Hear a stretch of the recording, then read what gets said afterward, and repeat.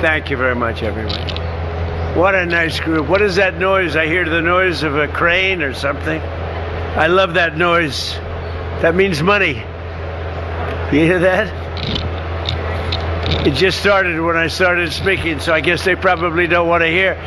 So tonight we have a very special group of people. It's called Farmers and Ranchers and the people that I love. I love you all. A special, special group. And I want to welcome you to the Rose Garden Club, which is a special place. We just developed it, really. This used to be grass and it was unusable. And I have my friend over there. Did I do a good job in the office with you today? Did I make you satisfied? He's a good man. We've dealt successfully together for a long time. Oh, that's so much better without that noise. Thank you very much for turning that stupid machine off. But I want to welcome you to the Rose Garden Club. It's an incredible place. And this used to be grass, beautiful grass, but it was useless. You couldn't stand it. It was always wet. You know, this used to be a wetland.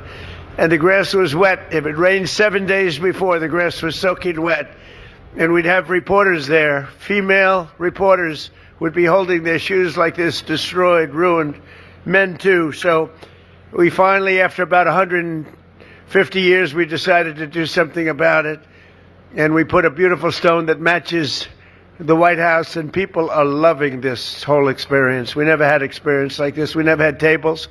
We couldn't do anything. We never had press conference. Now we use it for pretty much everything. It's one of the most active places in the White House. And we're delighted to be joined by some of the hardest working, most dedicated patriots in our country. That's called the American Farmers. We have great, incredible people. And I love you for a different reason. I think I get about 98% of your vote. At least. We're trying to figure out who the other 2% were. But the country was founded by farmers. 250 years later, you are the growers, the ranchers, the agricultural producers, and you feed the nation, and you power the entire world. And tonight I want to just say thank you, and that's why you're here. You're at this very incredible place called the White House, and really, I have a great respect for you people. You built America. You really did. You feed it, and you built it, and you're unbelievable people, and thank you very much. Earlier today in the Oval Office, it was my honor to sign an executive order directing federal agencies to accelerate agricultural innovations that give farmers and ranchers the necessary resources to ensure American crops are the healthiest and the most abundant and the most affordable. And we're always working for the farmer. We want to make it better and easier for you, a lot easier for you. We're pleased to be joined tonight by Secretary of Agriculture, Brooke Rollins, and Brooke is a friend of mine, and we talk all the time about affordability because when we came in, prices were through the roof, and you see they're coming down very fast, Brooke. Good job. You know, eggs, I think, were 4 times higher than they are right now, and it was my first day in office, and we had a news conference, and the fake news, which is around here someplace, there they are. They're always around someplace, unfortunately, but the fake news said, eggs, why are they so high? I said, what do you mean? Explain to me what's going on with eggs. They're 4 times. They were so high, like at a record high. Now, I was only there for 1 day. And I said, I've only been here for 1 day. Give me a break. And now Brooke went, we worked very hard on it. And they're actually at a very low price right now. So it's really great. People are eating a lot of eggs. But Brooke Rollins has done a fantastic job. We have our Secretary of the Treasury, Scott Bessent. He's central casting. I say, he's totally central casting, right? He's a great guy. He's done a good job. How's our economy doing, Scott? Pretty good, huh? Right through the roof. It's potentially, I think we have almost $19 trillion being invested. As an example, Sleepy Joe Biden, his administration, you know what it had? Less than $1 trillion for 4 years investment in the country. We have $19.2 trillion for 12 months. It's a big difference, and you see that all the factories being built all over the country. You will never have seen this, and you may never see it again. I don't think anybody's ever seen anything like it. We have our Secretary of the Interior, Doug Burgum, who's another star. He's a big star. He's helping me with all the fountains and all the statues all over Washington, and they're really looking good. We caught some people vandalizing our beautiful reflecting pool. We have the reflecting pool. They took a cutter, a box cutter or something very sharp. And can you imagine, where did these people come up with this? And they threw a little fertilizer in the water, which is not good. Fertilizer doesn't go well with water. Clear, beautiful water, it doesn't work well. But they caught him. They actually caught him, and those guys have some problems ahead of them. But they did some damage. But it looks beautiful. I just looked at it, Doug, and it looks beautiful. And they're going to fix it. They cut the bottom with a knife and pulled it and tried to do it as much damage as possible. These are sick people, but none of them are in the farming community. You're lucky. If you did have, you wouldn't put up with them very long, I don't think. But Secretary of Health and Human Services, and most people don't know this man. He's a very high-quality person. He's very brilliant, very difficult sometimes. He gets a little difficult to handle, but he's just a man that nobody knows, Robert F. Kennedy Jr. Nobody has any idea who he is. Nobody has any idea.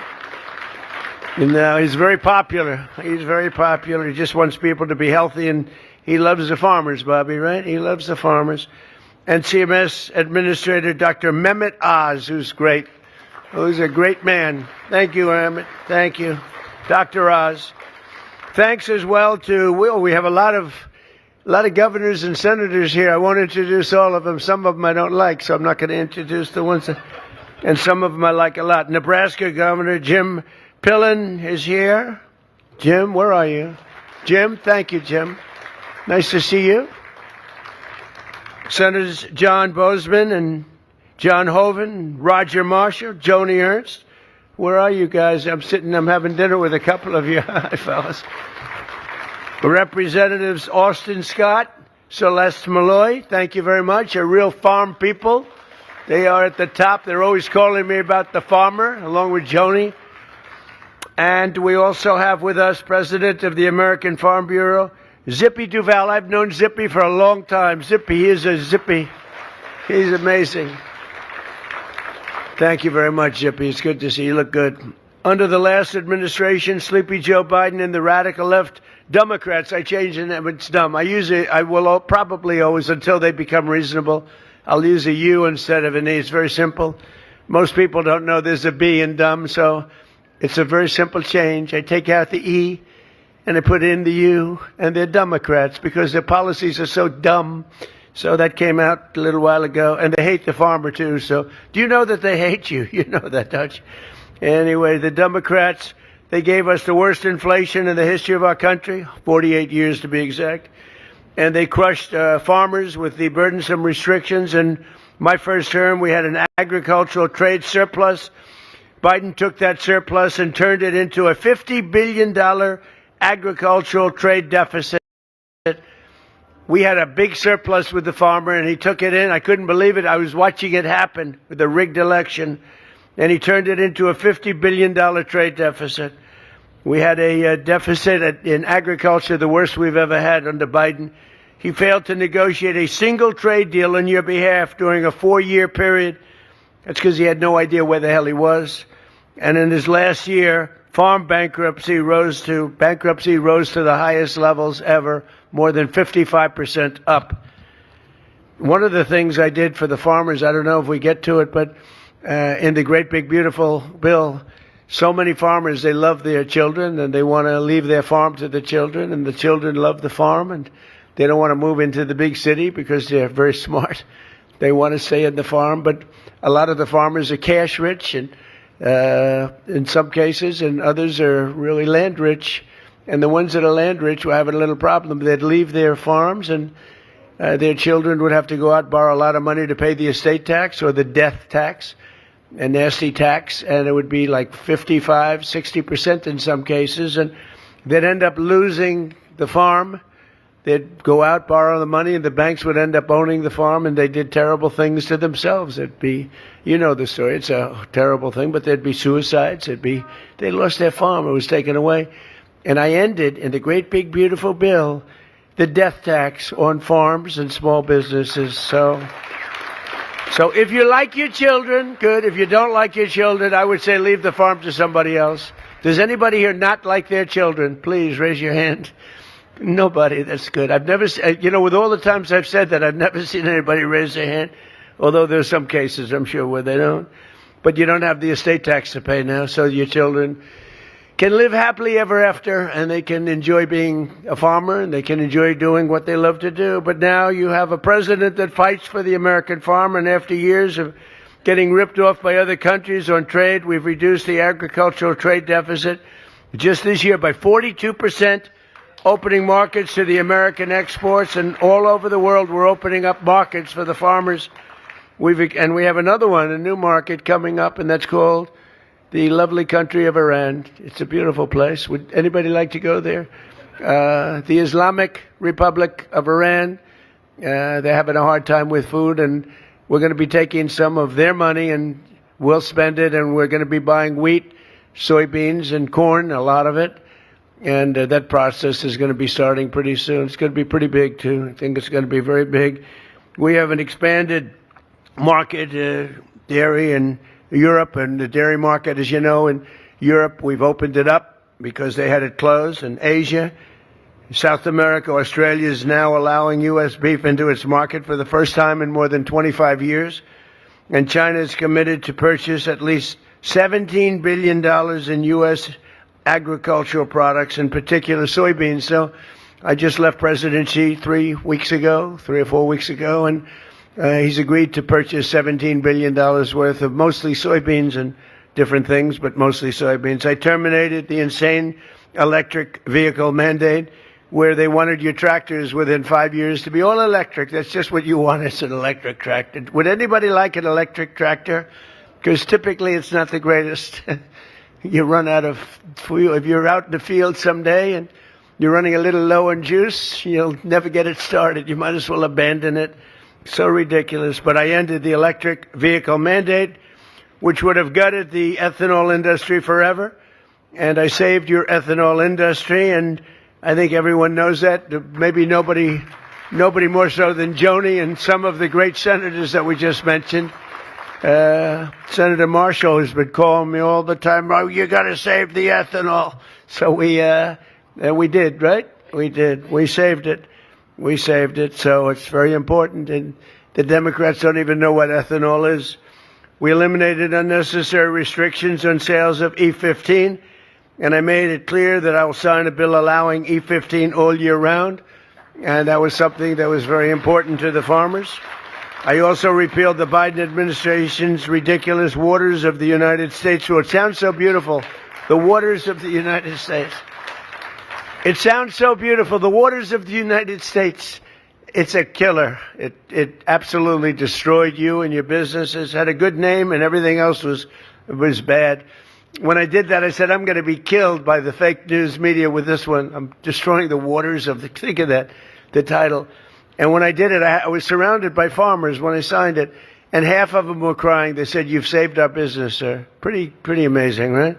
We passed the largest tax cuts in American history and made the small business tax deduction permanent, benefiting 98% of farmers and ranchers to help keep your family farms in good shape. But it was a fantastic thing that we did for the farmer. I took a lot of heat because sometimes there is a group of people that are the exact opposite of the farmers, and what's good for the farmers is not good for them. But I am pro-farmer. I will tell you right now, I am pro-farmer. And yesterday we also called on Congress to pass a supplemental funding bill that will provide $11 billion in relief towards specialty crops and helping our great agricultural producers rebound from the losses that they had due to the Biden administration's horrible rules and regulations. So we're going to be getting an $11 billion payment in relief to our farmers. And Brooke, you'll distribute that money, hopefully equitably. You'll do it equitably, and you'll do a great job with it. I just want to tell you, you're special people, and you have been right from the beginning. From the day I ran, for some reason you like me. I came from the city slicker, and from the day I ran, you liked me, and from the day I ran, I liked you. And we won Iowa, and we won Nebraska. We won everything. We won everything there is to win having to do with the farms. And now I think we're more popular than ever before. And you have an interesting industry because you go up and down. It's, like a little bit of a yo-yo. But if you remember, last term I got you $28 billion because you were taken advantage of by a lot of countries, including China. And I took $28 billion out of the tariffs, and I made you all whole, beyond whole, I think, but we made you whole. And now even just in talking here, we're doing the $11 billion relief to help you get through a pretty difficult period of time.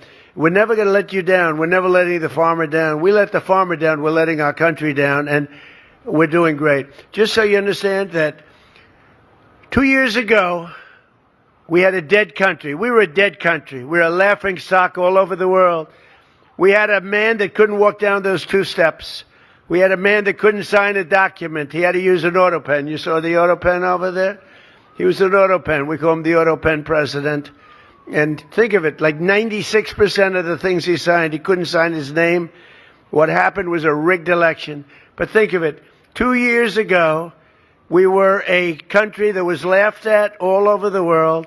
The king of Saudi Arabia said to me, Mr. President, a year ago, this was when I was with him a year ago, he said, a year ago you had a dead country. We never thought you'd come back. And now you have the hottest country anywhere in the world. We are the hottest country anywhere in the world. We have the strongest military. We took over Venezuela in less than 1 day. And the oil is flowing, and we're getting along with them great. We're going to, by the way, help them with their they had a tremendous earthquake last night that you read about, massive in Caracas. But we're going to help them out. But we did that. And Iran, effectively, within a week and a half, we knocked out their entire military, their leadership, their aircraft, their navy. They had 159 ships within 1.5 weeks. They were all at the bottom of the sea. And then I have to listen to the fake news. Oh, they're much better today than they were then. These people are crazy.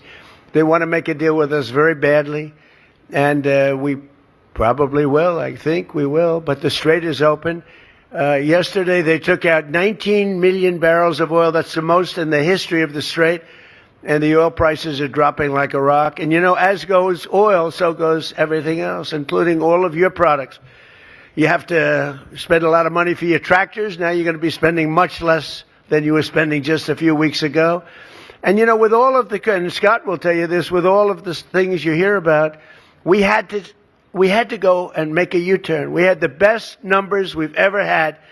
And I called in Scott, I called in Howard, I called in a lot of the people standing right there. I called in our great Secretary of the Interior, Doug, and I said, here's the story. We just hit records. Our country is doing better than it's ever done. The stock market, we've had 73 all-time highs in less than a year and a half. Think of that, 73 days we hit highs. But we had just hit the highest we ever were. And that was 3.5 months ago. And I said, well, here's the story. We're doing great, but now we're going to have to make a U-turn. We're going to have to journey down to the Islamic Republic of Iran. Because if we don't do it, they're going to have a nuclear weapon. And if they have a nuclear weapon, the world is in great danger. Israel is gone. The Middle East is gone. But the world is in great danger. And I said, we're going to journey down. We're going to do what we have to do. And we did. We knocked the hell out of them. And now we're negotiating from a position of pure strength. Pure strength. They know that. And the strait's already open. And we're setting records in the strait. But we had to do that. We cannot let Iran have a nuclear weapon. You want to see problems, right? You know that. You want to see problems? You give them a nuclear weapon. They'll use it within the first hour. And we're not going to let that happen. So we did that. They will not have a nuclear weapon. And they've agreed to that, 100% agreed to that. But very importantly, though, we have the hottest country right now anywhere in the world. We have the strongest military in the world. I rebuilt the military in my first term. We have the strongest military anywhere in the world. We have the hottest country anywhere in the world. We're doing things that nobody believed. We're building more factories now than at any time in the history of our country. We're leading China by a lot on the AI. It's an AI revolution. We have the car companies pouring back into our country because of tariffs, because they don't want to pay the tariffs. So they're moving in from Canada, from Mexico, from Germany, from Japan, from South Korea, from all over the world. They're coming in. but we're building more factories than at any time and plants than at any time in the history of our country.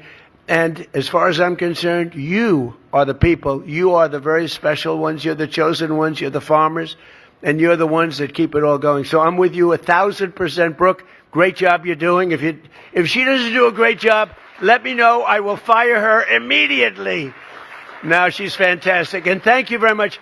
Have a great time. Turn on some music. Let's have a little music, right, for the farmers. Thank you very much, everybody.